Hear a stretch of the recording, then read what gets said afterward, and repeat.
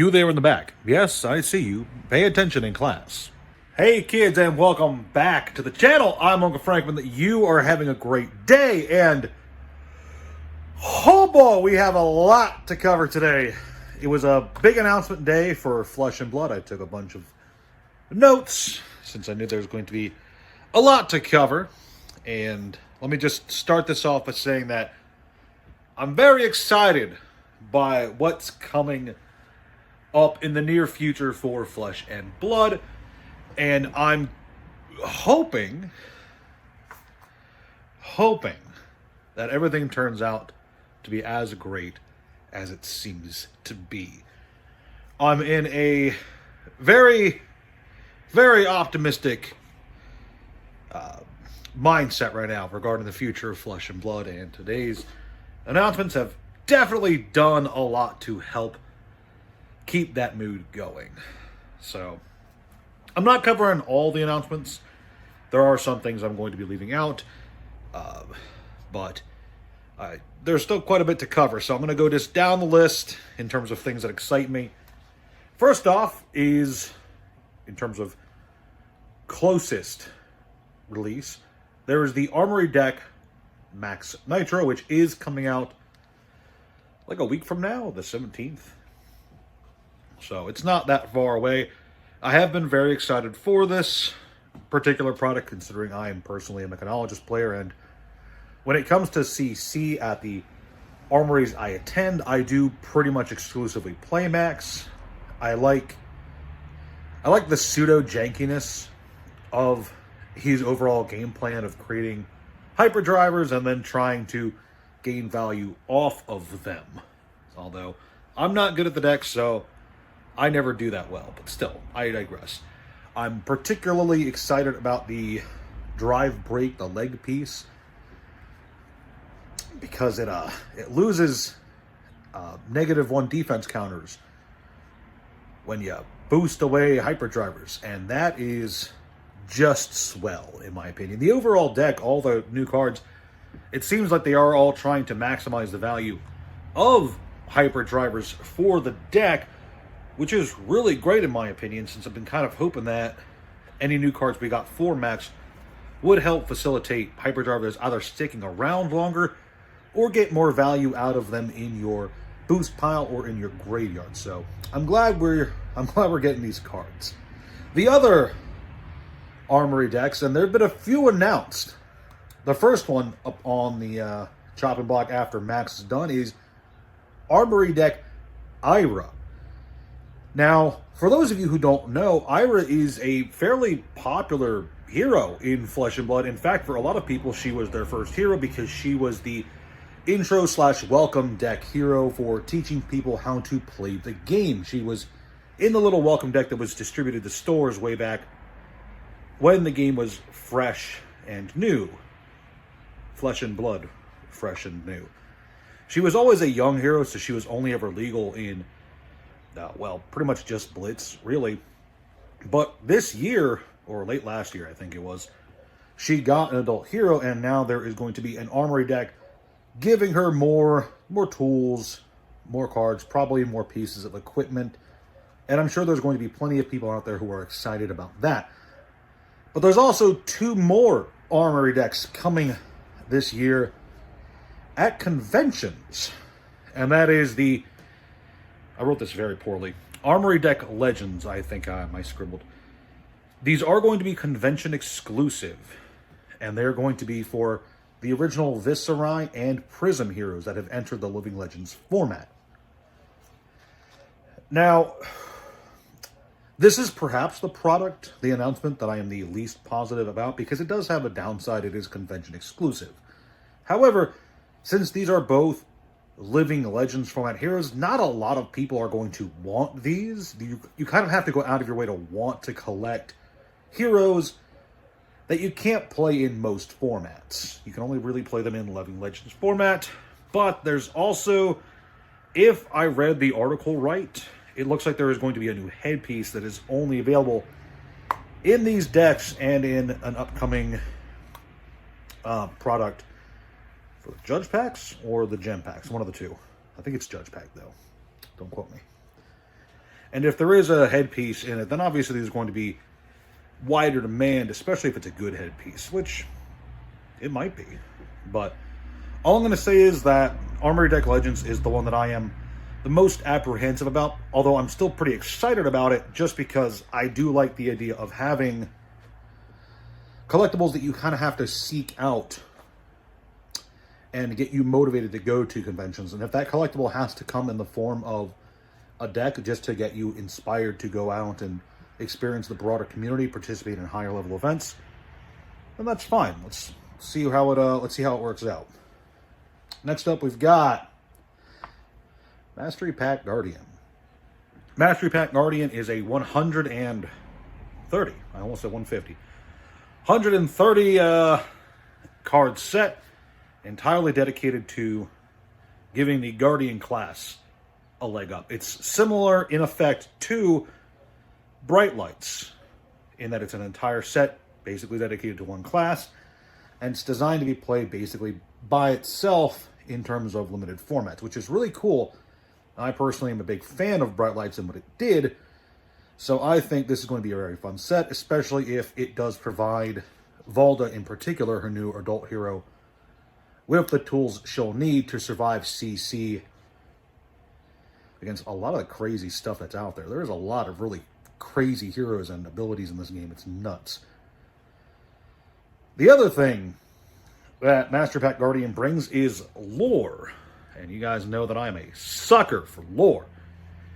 There's going to be depictions of the old ones on the cards, and we might be getting some more of that old Arya storyline showcased in this set, which is just something I'm hoping we do see more of.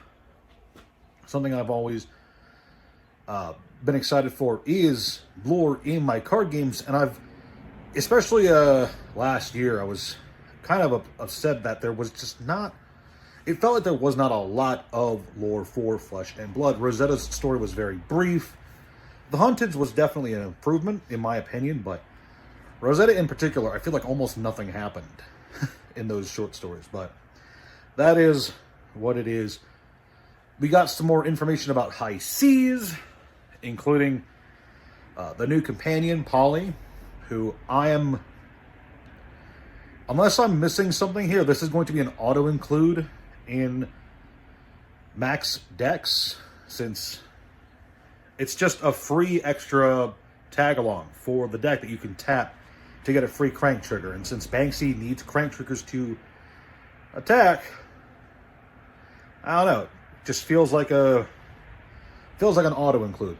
I'm going to ask some of my friends about that and see what they think before going ahead and making the assertion, though. But it looks like a really cool card.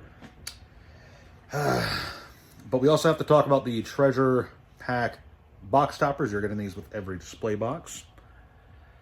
And these are going to have those gold cards and some of their shiny stuff in it. However, the real source of excitement is the fact that there was a chance that you can get a Flesh and Blood Alpha Welcome to Wraith Cold Foil Heart of Findal in these treasure packs, signed by Mr. James White himself.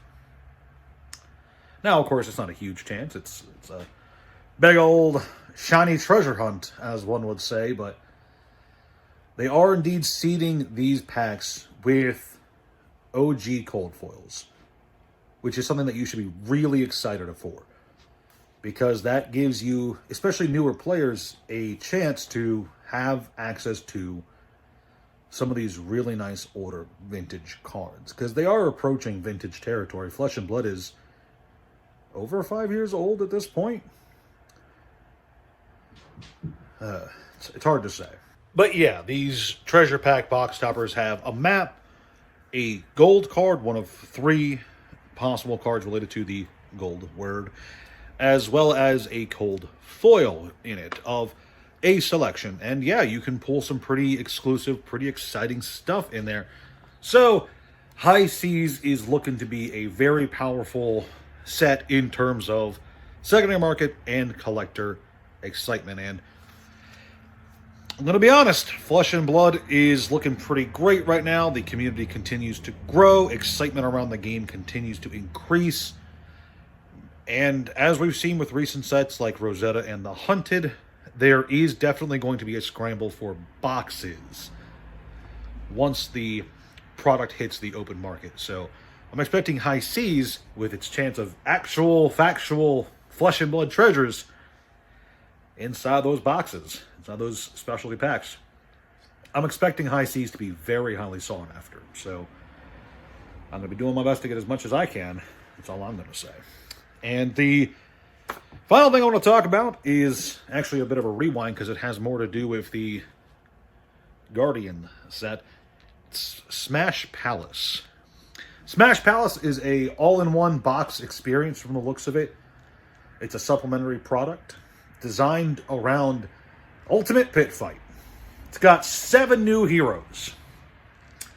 It's designed in part, from what I can see, it looks like it's meant to be played with the, yeah, it's called Mastery Pack Guardian. It's a strange name. A very silly name. Mastery Pack Guardian. But yeah, Smash Palace, which is also kind of a strange name. Smash Palace. Smash Palace. Fun name. But yeah, it's got 7 brand new heroes. One of them being our wonderful Fight Master Cox, who people have wanted to see in card form for as long as they've been aware of him, especially since Heavy Hitters came out and he didn't get a card in Heavy Hitters. And I know some people were less than happy about that. The other thing, because I wrote this one poorly as well, is the inclusion of an event deck in Smash Palace to help spice up your pit fight games.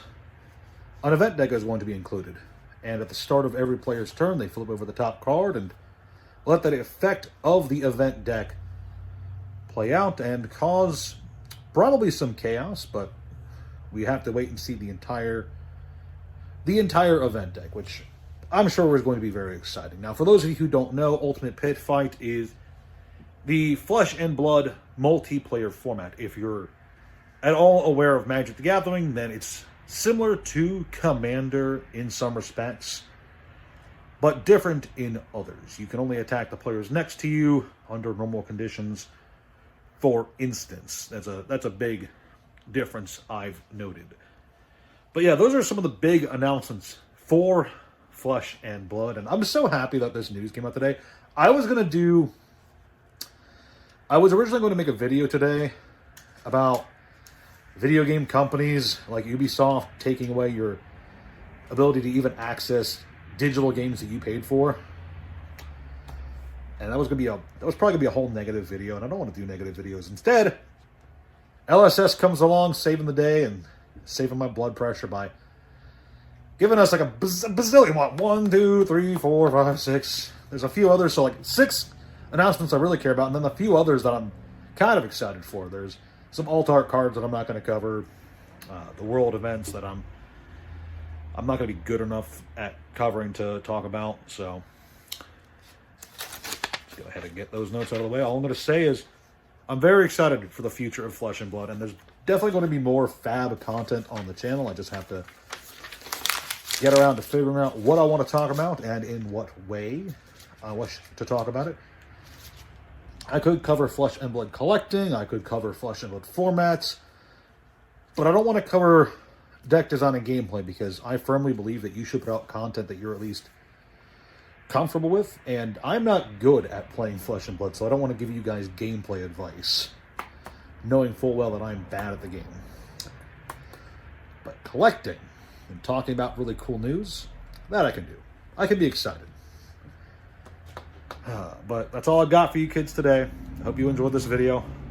If you are excited about the future of Flesh and Blood, let me know in the comments section below. I'm curious to hear what you guys think in today's news, and if there's anything in particular you're looking forward to. Thank you so much for watching, and I hope you guys have a great day.